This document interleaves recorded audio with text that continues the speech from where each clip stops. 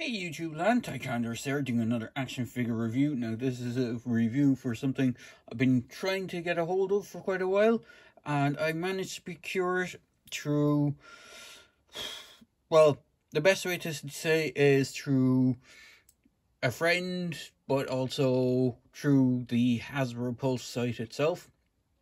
Now for those of you who watch my videos and those of you who actually know me, know that I'm based in Ireland, which means getting stuff from Hasbro Pulse US is damn near impossible. Getting stuff that's Target exclusive is impossible because we don't have Target over here.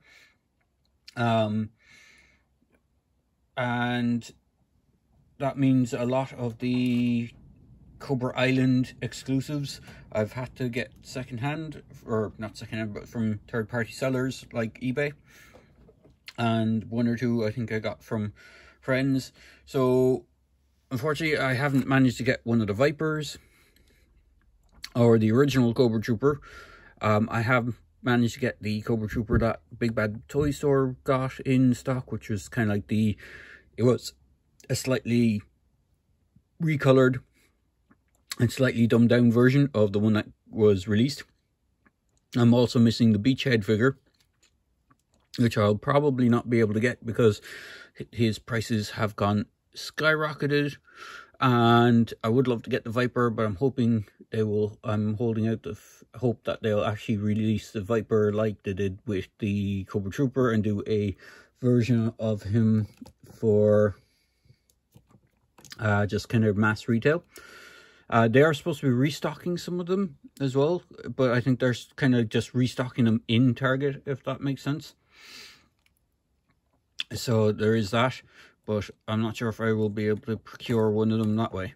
Well, I'm hoping to do so, but without further ado, this is for the Major Bludd classified figure. The G.I. Joe classified series is a 6-inch line of G.I. Joe figures. Just get them to stand there a little bit better. And I'll bring in these box first, and we'll go quickly over the box. So, I just must give a shout out to my buddy Lee, who actually managed, well, he didn't buy it for me, but he allowed me to use his address. So, before I go on again, a bit more backstory. I got this from Hasbro Pulse UK. Now, Hasbro Pulse UK only ships to UK addresses. It doesn't seem to want to ship to the Address Pal address, which is basically a proxy address set up by the Irish Postal Service for basically sellers that would only ship to UK addresses. I'm not sure if it works with, what's the other one? Oh, the other one that was like, it gave you a kind of a, I wouldn't say fake UK address, but it gave you a UK address that let you send stuff to it, and there was a surcharge, and you end up is it Parcel Motel, I think it is. So it gives you like a kind of a proxy address, so you can send stuff that would only normally be delivered to UK. Don't know if that works with with that Parcel Motel. It may do, but it didn't seem to want to accept the UK address from Address Pal. So there is that. So what I ended up doing is my buddy in England graciously allowed me to send this to him first, to his UK address, and then he shipped it on to me. And this is the Major Bludd. If I just bring up the box, classified series Major Bludd. This is a Target exclusive in the States. It's an online Hasbro Pulse exclusive in the UK. He was in stock when I ordered them. They do have a few others at the time of this recording up for pre-order, and they have some that were already sold out. The Viper was up there, and he was already sold out, and I think Beachhead was up there, and he's already sold out as well. So, flipping around the side of the box, you have this cool artwork of Bludd without his helmet on. On the cover, you have him with the helmet, and that kind of wraps around to the side where he's holding his pistol. Flipping around to the back of the box, you have a lot of legalese stuff, and then you have an image of Cobra Island, and it's supposed to kind of have a close-up of the two sections. that the fight is going on over. So it looks like there's a aircraft base here, and then some sort of power generator on this side. So, and then on the side is their kind of file cards, Major Bludd. So you have different kind of like strategic tactics, armaments, and kind of so on and so forth. And that's supposed to be mercenary. I think you can go onto the website and it gives you an indication of what these are, but I think it's like, from what I think it looks like mercenary, ballistics, tactician, and I'm not sure, engineering corps or something along those lines. And then on the bottom you just have the Hasbro stuff, and he is number 27 as well, and he has all the deco of the Cobras. So moving on to the figure, you get a glorious head sculpt for Bludd. Now he comes with a lot of accessories, so I'm going to pop them all off and just go through the base figure. Let me just pop off what was loose in the box and what is sort of a separate accessory. His dog tags are actually a separate piece. They are designed to kind of fit around his collar, so they are designed to sit over the collar on him.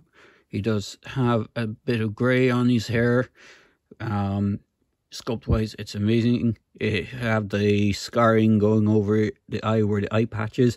Now originally, if you're familiar with the G.I. Joe line or the Action Force line, it was known over here in UK and Ireland. Major Bludd's character had a eye patch, as opposed to this kind of bionic implant piece. As it shows on the cover of the box, he has like a bionic implant where his eye would have been, which I think is a cool upgrade to just like the standard eye patch. It kind of gives him a bit more character. He has a working holster on his right leg. He has his iconic cybernetic hand, which is pretty cool. Now on the original figure, there was always a bit of controversy whether or not his hand was actually augmented or if it was just a kind of armor plating over his hand. It was weird because the actual hand on the arm had 3 digits, had like a thumb and a kind of a double digit hand kind of claw type thing. Unfortunately, I don't have my original one here with me, so I can't really compare them. But this kind of nails home that this is an augmented hand, cybernetic enhancement, as opposed to a armored kind of plating over his arm. So it is kind of cool. He has a M, I think that's M for Major Bludd, I think is on the side of it. It could be for something else. It could be Mars. Actually, it could be the Mars logo if his arm was replaced by Destro and Scrap Iron. He has a really cool body piece. Now, for the most part, this guy is essentially just a repaint of one of these, the Cobra Trooper. Now, this is the Big Bad Toy Store version, which I think is the same as kind of the mass release version. The Target exclusive, this pouch or this like web gear area was black as opposed to this kind of blue, or the navy blue. And he had more weapons, but overall it's pretty much a really cool figure. But if I just excuse me, if I just compare the two, you can see it is a reuse of parts. The only difference is the feet and legs are different. He has different boots. Arms are the same, well, with the exception of the cybernetic arm, that is. And even the under chest, from what I can see, looks to be the same.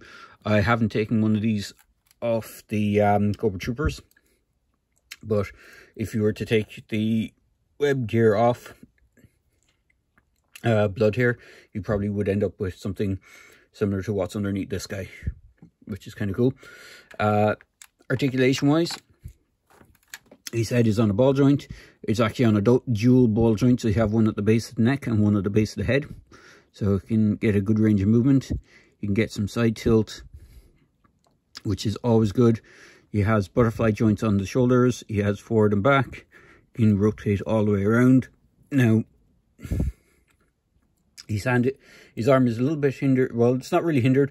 You can rotate it all around on the opposite side, on the right side, but you just need to move this shoulder pad piece out of the way just in order to do it. We have all the same articulation. You have a bicep swivel, dual jointed elbows, and dual jointed elbows. Excuse me. A bit of phlegm went the wrong way, so if I'm a bit coffee, that's why. So he does have a working holster, as I said. The belt does seem to want to rise up on the... There we go. Just bring it down a bit. So you have a waist ab crunch, which is hidden by his armor, and you have a waist swivel with a bit of tilt. His legs, the way they're designed, they're supposed to drop, so you can kick out and then slide back up, go forward. Can't really go back too much because of the butt sculpt. He has dual jointed knees. He has a boot cut swivel, and then he has rocker ankles to boot, and he has peg hold on both feet. So he has quite a lot of sculpted detail, but there, as I said, it's the same sculpted detail that is on the Cobra Trooper. What is really nice is you can see the sculpted detail of the leather of his boots, which is really nice. His boots, even the top of his boots have like steel plate on them, which is a really nice detail. And he has these things on his belt, which, looking at his accessories, look to be the... I'm not sure if this is supposed to be like a 6-shooter. It looks more like it's supposed to be like a laser gun designed off like a old Magnum, something along those lines. But if you look at the clip, the ammo clip, it's supposed to be the same thing that's on his belt. It's probably supposed to be like a laser charge or something along those lines. It fits snugly into his little holster here. He does come with a backpack that pegs. There's a peg on his back for that to sit onto.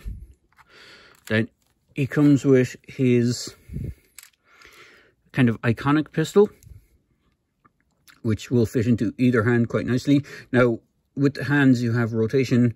You have in and out with the one, with the cybernetic one, and on the other one, you have up and down. It is weird. I'm not too sure why. Nearly all the figures in the line seem to be what you would call left-handed, in the sense that they're kind of up and down hand, you know, their up-down hand is on their left, whereas the in-out, like that, is on their right. He does come with his trademark helmet, which does fit on quite nicely. The dog tags do tend to ride up a small bit on the armor, but once you get them in place, they kind of sit down again. His backpack can actually house his little rockets. He has 2 of them. Unlike the original had 3 rockets, which were molded to the backpack. And then the 25th anniversary ones had 3 rockets, but they weren't molded. They were actually separate pieces. So they were kind of easily lost because they were quite small. But these just sit in the backpack. They don't tend to fall out too much. But if you do tip off them, they will pop out. Now, this is my only case in point. It just fell out of his backpack. Now, this is the one point that I'm not too, I wouldn't say too happy with, but I think it just looks a little ridiculous.